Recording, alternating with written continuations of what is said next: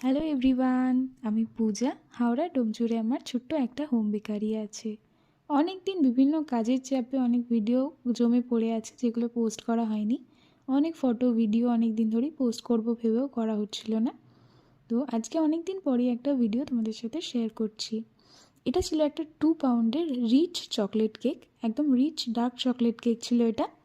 তাই ভাবলাম এই কেকের ইনসাইডের পুরো লেয়ারিংটাই তোমাদের সাথে শেয়ার করি।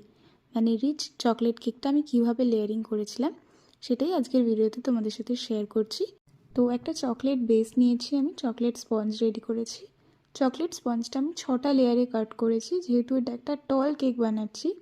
মানে 2 পাউন্ডের মধ্যে টল কেক, মানে 1 পাউন্ড করে আমি স্পঞ্জটা বেক করেছি। আর সেটা তিনটে করে 6টা লেয়ার করেছি। তো এটার মধ্যে একটা চকলেট ক্রিম ইউজ করছি আমি, যেটা খুব রিচ একটা চকলেট ক্রিম ছিল।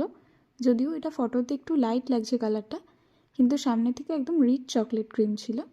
আর কেকটাতে লেয়ারিংয়ে আমি ক্রিমটা একদমই কম ইউজ করেছি, আর যে গানাশটা আছে ওটা অনেকটাই বেশি পরিমাণে ইউজ করেছি। আমি নর্মাল যে চকলেট কেকগুলো বানাই সেগুলোতেও আমি বেশি করে chocolate ganache, choco chips use করি, বাট এইটা যেহেতু একদম রিচ ছিল তো এটার ক্ষেত্রে আমি চকলেট গানাশটা আরও বেশি ইউজ করেছি, আর চকো চিপসটাও পুরো একদম ভরে লোডেডভাবে ইউজ করেছি ইনসাইডে। তো তোমরা দেখেই বুঝতে পারছো অন্যান্য কেকগুলোর তুলনায় এটা অনেকটাই রিচ ছিল। আর স্বাভাবিকভাবেই অন্যান্য চকলেট কেকগুলোর তুলনায় এই কেকটার প্রাইসটা একটু বেশি থাকবে। তো এটা ছিল একটা ফুললি কাস্টমাইজ কেক। এটার যে লেয়ারিংয়ের পার্টটা সেটাই আজকে তোমাদের সাথে শেয়ার করছি। যেহেতু আমি পুরো লেয়ারিংটাই শেয়ার করতে চেয়েছিলাম, তাই আজকে যদি ডেকোরেশনের ভিডিওটাও দিই তাহলে অনেকটাই বড় হয়ে যাবে। তাই এটা দুটো ভাগে আমি তোমাদের সাথে শেয়ার করছি। তো এটা লাস্ট পার্টটা আমি এটার মধ্যে সেট করলাম।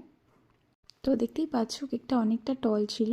এটা একটা বিটিএস থিমের মধ্যে কেক ছিল। এই প্রথমবার আমি কোনো বিটিএস থিমের মধ্যে কেক বানালাম। বিটিএস থিমের কেক আমার বানানোর ইচ্ছা বহুদিনের, কিন্তু এই ফার্স্ট টাইম সুযোগ হলো একটা বিটিএস থিমের কেক বানানোর। আর এটা পুরোটাই একটা কাস্টমাইজ কেক ছিল।